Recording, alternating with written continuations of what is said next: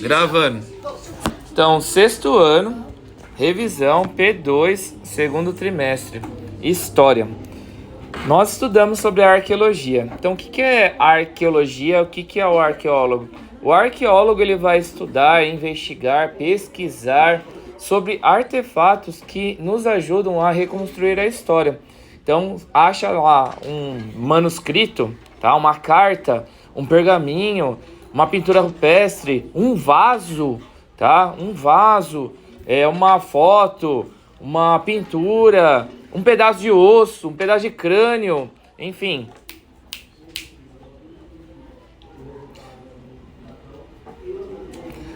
Acha-se vestígios do passado e esses vestígios todos, eles nos ajudam a reconstruir a história.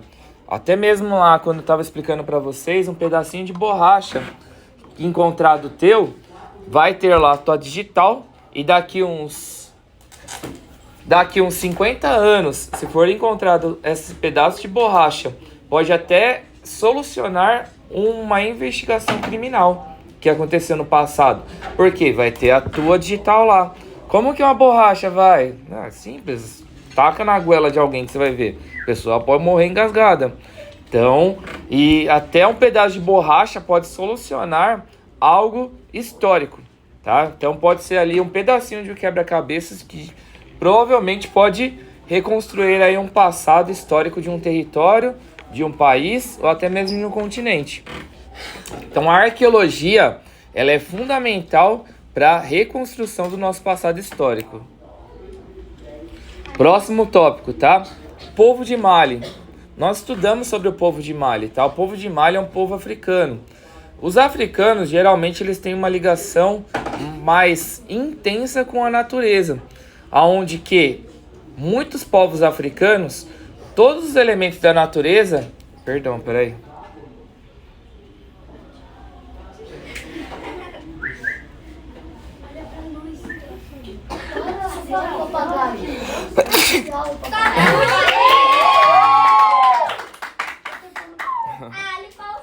Desculpa, não passei não.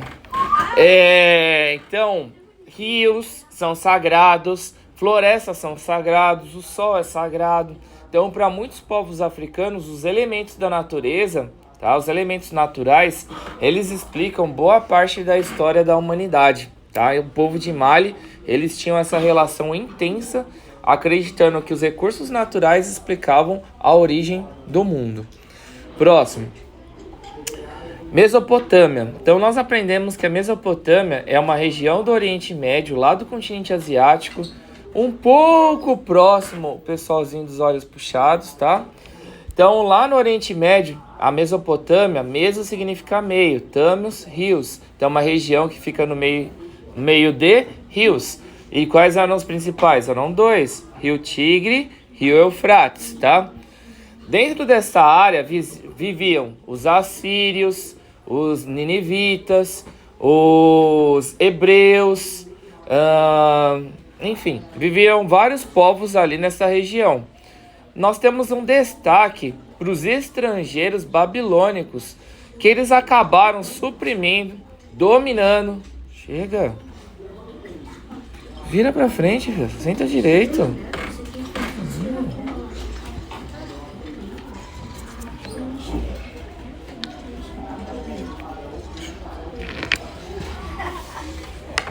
Aí a outra pega. Então, voltando. Então, os estrangeiros da Babilônia, eles acabaram dominando vários desses povos, tá? Um exemplo que são os romanos. Os romanos, na época de Jesus, acabaram até, pouco antes, perdão. Os babilônios, eles acabaram até dominando os hebreus antes da época de Jesus, tá? Então, antes dos romanos, os babilônios praticamente dominavam boa parte do mundo. Então, os estrangeiros babilônios, eles acabaram dominando boa parte desses povos que eu acabei citando anteriormente, que viviam na Mesopotâmia. Próximo. Diques e canais de irrigação. Agora nós vamos lá para o Egito. E o Egito fica na África, tá? Então, o Egito, os egípcios foram povos poderosos, que acabaram tipo sendo um dos maiores em expressão do continente africano. Construíram grandes pirâmides, tá? Uma das 7 maravilhas do mundo antigo, tá? Os egípcios eram muito fortes no comércio e a religião egípcia também é muito expressiva historicamente. Os egípcios, eles se destacam por conta do Rio Nilo. O Rio Nilo é praticamente um elemento sagrado para o continente africano, porque o Rio Nilo, ele é um milagre, ele atravessa boa parte do deserto do Saara, então sendo um milagre para essa região. Como que os egípcios eles lidavam com as cheias do Rio Nilo? Então as cheias, geralmente elas causam o quê? Enchente, transborda. Dá para você utilizar água de enchente? Não. Então os egípcios, para não perderem essas águas, eles criavam diques para poder conter as cheias. O que são diques, professor? Só para você entender de uma forma facilitada, eram muros. Então você construindo uma barreira, um muro, fica fácil para ter enchente? Não, você dificulta. Outra coisa que se criavam eram canais de irrigação.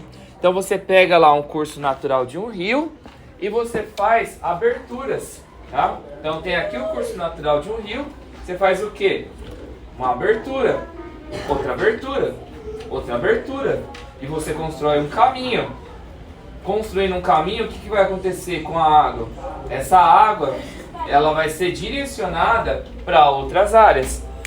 E como esses canais de irrigação, eles eram planejados, para onde que essa água era direcionada? Para áreas de plantio agrícola. Então os canais de irrigação eles favoreciam demais a agricultura local, levando água para regiões muitas vezes que eram secas. Prosseguindo, eurocentrismo. Nós aprendemos sobre o eurocentrismo. O que é o eurocentrismo? É a cultura europeia sendo mais valorizada no mundo todo. Então aquilo que era produzido na Europa, o idioma que era falado na Europa, a religião que era pregada na Europa, ou seja, tudo que era da Europa era bom e tudo que não fosse da Europa não tinha valor. É a mesma coisa de pegar e falar, tipo, só Nike e Adidas é bom e o restante não presta. Então era mais ou menos assim, tá? Então o eurocentrismo, ele trazia o quê? Ele trazia a Europa como padrão mundial.